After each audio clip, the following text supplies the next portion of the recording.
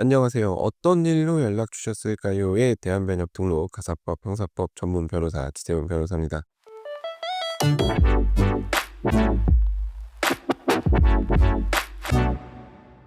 제가 법률 상담을 하다 보면 참 많이 듣는 얘기가 있습니다. 그 돈은 당연히 받아야 되는 돈인데 상대방이 지금 우기면서 돈을 안 주고 있어요, 변호사님. 이거 별로 어렵지 않은 사건인데 어떻게 좀 빨리 해결 안 될까요, 변호사님? 이라는 얘기를 종종 듣습니다. 이런 분들은 참 답답하실 겁니다. 누가 봐도 돈을 줘야 되는데 금전을 지급해야 되는 그런 상황인데 상대방이 억지를 쓰면서 돈을 안 주면 화가 나죠, 일단은 기본적으로는.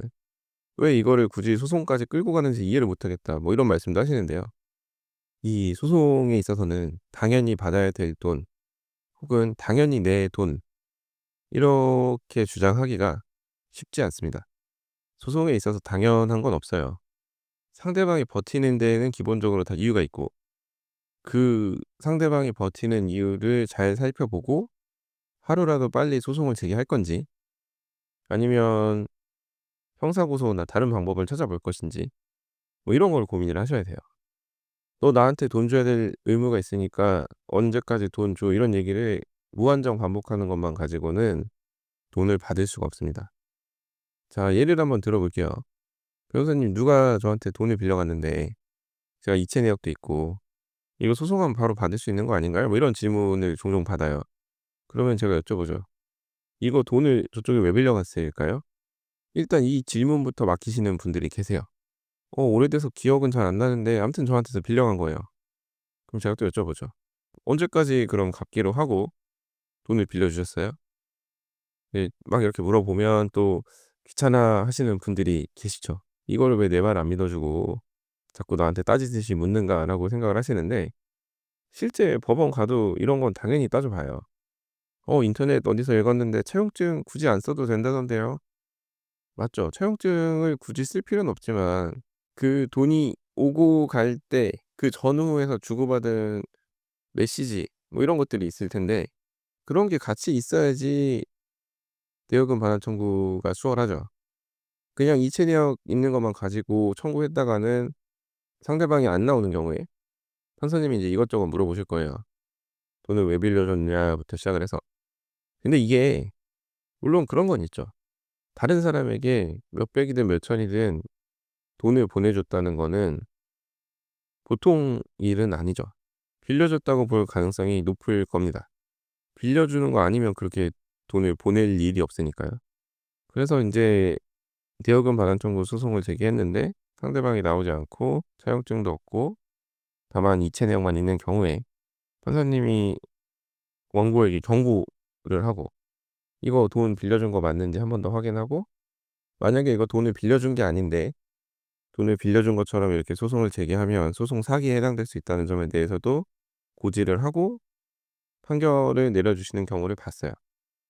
일단 믿는 거죠, 소송 제기한 원고를. 그래서 이런 식으로 판결을 받는 경우가 있으니까 "이체 내역만 가지고도 청구해서 판결받을 수 있다." 뭐 이런 얘기들을 하시는 것 같아요. 저도 일단은 채용증을 작성하지 않으셨으면 이체 내역만 가지고 소제기는 가능하다고 말씀을 드립니다. 하지만 이 말씀은 꼭 드려요. 이거 상대방이 대여금이 아니라고 주장하면 우리도 뭔가를 마련해 놓아야 된다. 이체 내역 하나만 가지고 대여금이라고 몰아붙이기에는 우리가 좀 불리할 수 있다. 그리고 하나 더해서 상대방한테 도움 받으신 게 진짜 없는지도 여쭤봅니다, 제가. 의외로 상대방한테 도움 받고 하셔 놓고서는 그 사실을 제대로 얘기해 주지 않는 분들이 계세요.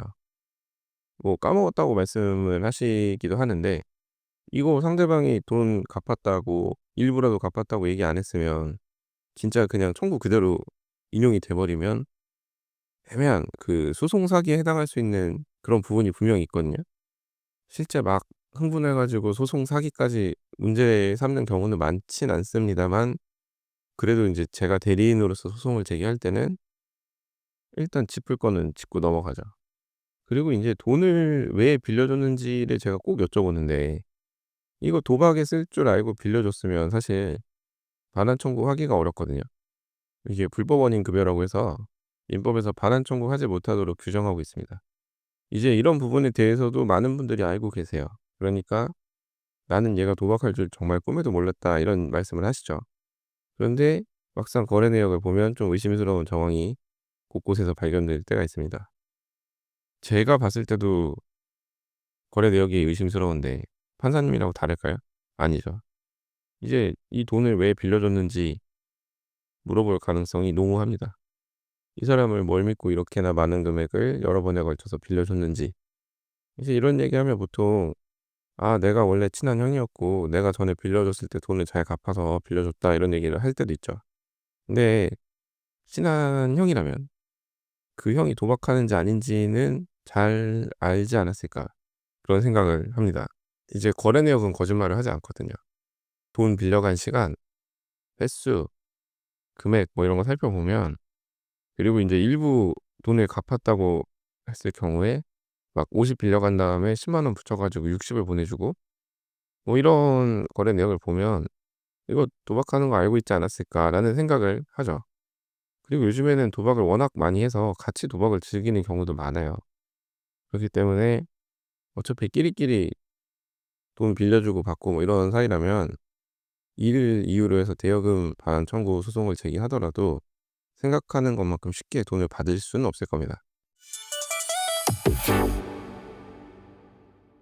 이제 대여금 반환 청구가 어렵다고 말씀을 드리면 "저 사기로 고소하면 안 돼요?" 뭐 이런 얘기도 하시거든요.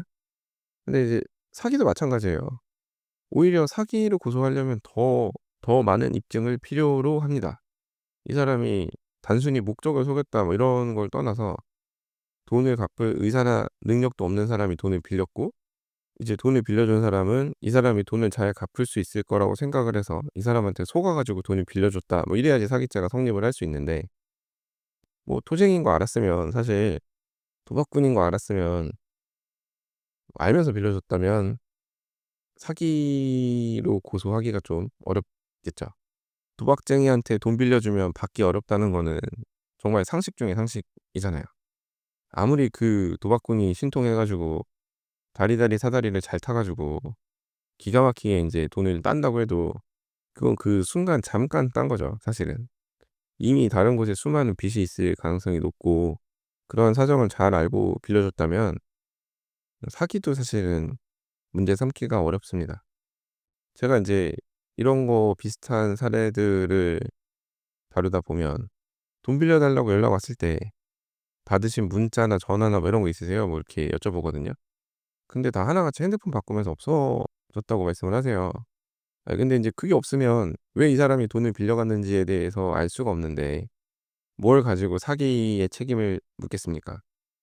그리고 이 사람이 지금도 어딘가에서 돈을 빌리면서 아직 한국에서 이렇게 생활을 한다고 하면 모르겠는데, 진짜 외국까지 나가 버린 상황이면 이거는 사기로 고소해도 사실 경찰이 수사할 수가 없죠.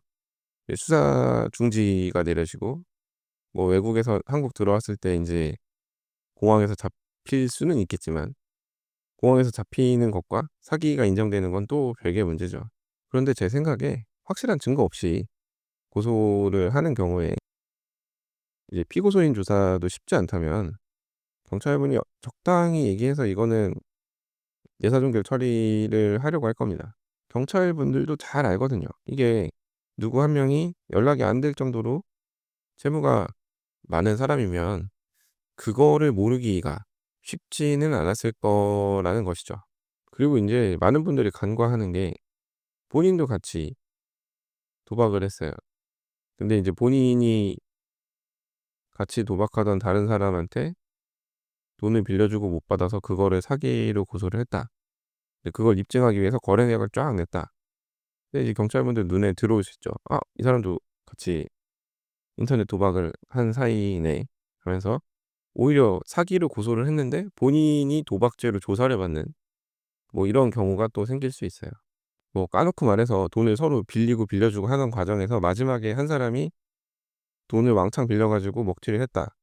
나쁘죠. 화도 날 거고 억울할 거예요. 근데 그거를 법적으로 구제받을 수 있는지는 별개의 문제예요. 사기죄가 성립하기 위해서도 기망행위, 착오, 처분행위, 재산상의 손해라는 그 네 가지 요건이 모두 인정이 돼야 되고, 그 부분에 대한 입증이 없으면 사기죄로 인정이 되기도 어렵습니다. 그래서 이렇게 말씀드리고 싶어요. 당연히 내가 받을 수 있는 돈은 없습니다. 만약에 그 정도를 명백하게 받을 수 있는 돈이면 이미 상대방이 돈을 주겠다고 했을 거예요. 최소한 공증이라도 받았을 거라고 생각을 합니다. 근데 이제 그 정도로 가지 않고 그냥 이체 내역 같은 것만 가지고 "내가 받아야 될 돈이 있다."라고 주장하는 거는 법적으로 따져볼 부분이 상당히 많다. 그리고 법적으로 따지는 그 과정은 생각보다 길고 피곤하고 헷갈릴 수 있다. 혹시라도 여기까지 얘기를 들으신 여러분의 마음속에 내가 받지 못한 돈이 떠오르셨다면 그 돈을 받기 위한 증거가 그리고 사실관계가 제대로 갖추어져 있는지 한번 고민해 보시고 상담을 받아 보시기를 바랍니다. 자, 오늘 제가 준비한 얘기는 여기까지이고요. 오늘도 끝까지 들어주셔서 감사합니다. 자, 다음 에피소드에서는 더 흥미롭고 유익하고 현실적인 그런 법률 이야기로 찾아뵙도록 하겠습니다. 이상 대한변협등록 가사법 형사법 전문 변호사 지태훈 변호사였습니다. 감사합니다.